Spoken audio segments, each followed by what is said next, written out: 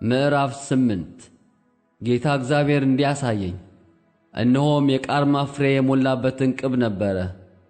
እርሱም አሞጽ ሆይ የምታየው ምንድር ነው አለኝ። እኔም የቃርማ ፍሬ የሞላበት እንቅብ ነው አልሁት።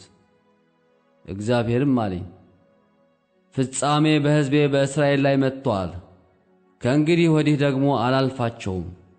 የመቅደሱ ዝማሬ በዚያ ቀን ዋይታ ይሆናል ይላል ጌታ እግዚአብሔር። የሰዎችም ሬሳ ይበዛል፣ በስፍራውም ሁሉ በዝምታ ይጣላል። ችጋረኛውን የምትውጡ የአገሩንም ድሃ የምታጠፉ እናንተ ሆይ እህልን እንሸጥ ዘንድ መባቻው መቼ ያልፋል?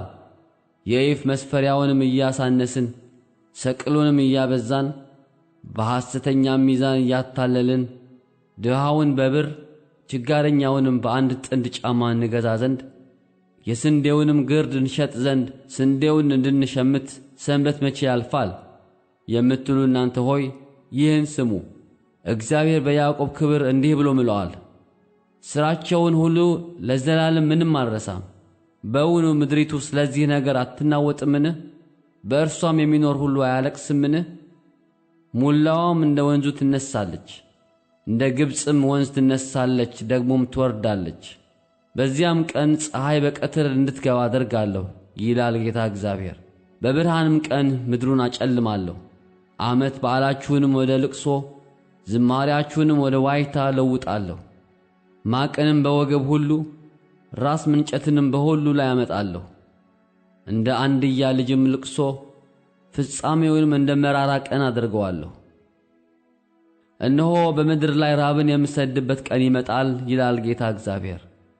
እርሱም የእግዚአብሔርን ቃል ከመስማት እንጂ እንጀራን ከመራብና ውሃን ከመጠማት አይደለም።